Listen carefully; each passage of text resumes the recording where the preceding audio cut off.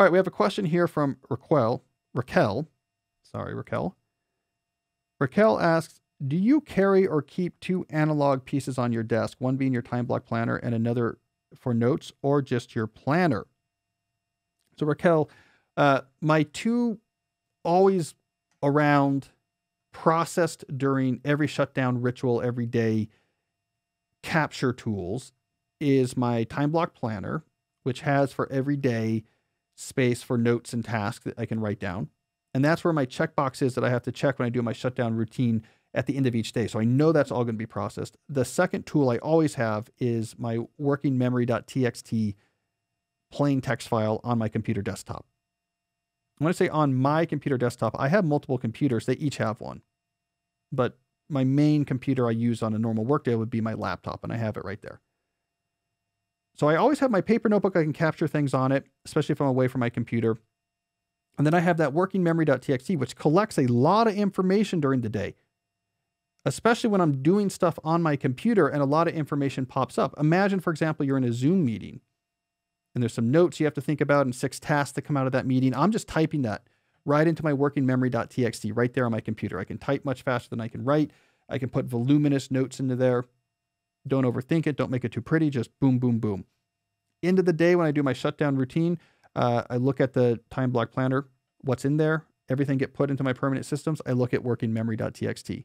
Let's take care of everything that's in there. All right, so that's the regular things I use. I then will introduce project-specific analog notebooks. So if I'm working on a particular computer science research paper, I might have a grid notebook. I like grid line notebooks for doing mathematics that I'm just bringing with me to work on that project. If I'm working on a new book, I might get a Moleskine notebook dedicated to that book, just to put ideas in there as I have them, collect inspiration when I'm away from a computer, etc. And those I will use and process in a way that is bespoke to their corresponding project. So when it comes time to work on that academic paper again, hey, here's my notebook for that particular paper. Let me see what I had in there, and that's where I'm storing it. So I have 2 permanent collection mechanisms, one analog, one digital. And then I will, when useful, have these project-specific notebooks. What about the pocket-sized Moleskine that you carry around? Yeah, okay, so it's a good question. So I also have a pocket-sized Moleskine that I use basically for reflections on the deep life.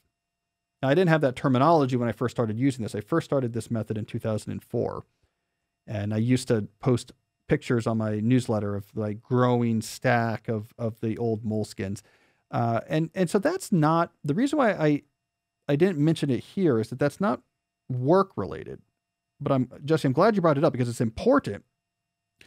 When I have reflections about my life, intimations about this thing I just saw or read resonated, reflections. This has been a tough 2 weeks. Why? What's going on here? What can I learn about what's making me miserable and I might want to avoid? Ideas about what if we rethought this part of our working life? What if in my constitution bucket, I rethought how exercise was in my life? So everything related to living the deep life.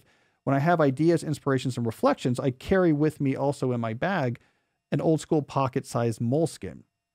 Why that particular notebook? It's because it's what I bought at the MIT co-op the first week I was on campus at MIT as a grad student. And that's when I started this habit. So for me, it is the comfort of that's what I've always used. You can use whatever notebook you want. That I look at when I'm doing updates to my semester or quarterly plan. So there, if I'm thinking through, okay, guys, let's check in. What are we working on for the next semester? That's where, because when you work on those, you look at your values and you typically have a vision at the top of each of these documents about where you want to be. Great time to look at those Moleskines. The only other tip I'll give you about that Moleskine method is what do you do when you fill it? My rule is anything you go through it and say, is there anything in here that I want to remember and I haven't done something with? Like it didn't change my strategic plan or something, but I don't want to forget it. It's a good idea. You copy that into the next notebook. And what tends to happen is only a very small amount of these ideas actually will end up meriting being copied into the next notebook. And by the time you get to the next notebook, only a very small number of ideas will pass from that one to the next one. And so it's a way of making sure things aren't lost, but it also helps you purify. Like, what's the idea that I've carried with me through 4 or 5 notebooks? Okay, that's a signal that maybe I really need to make a change around that, or I need to listen to it. So that's a good caveat. So I do have that moleskin as well, non-work related, but critical to my pursuit of the deep life.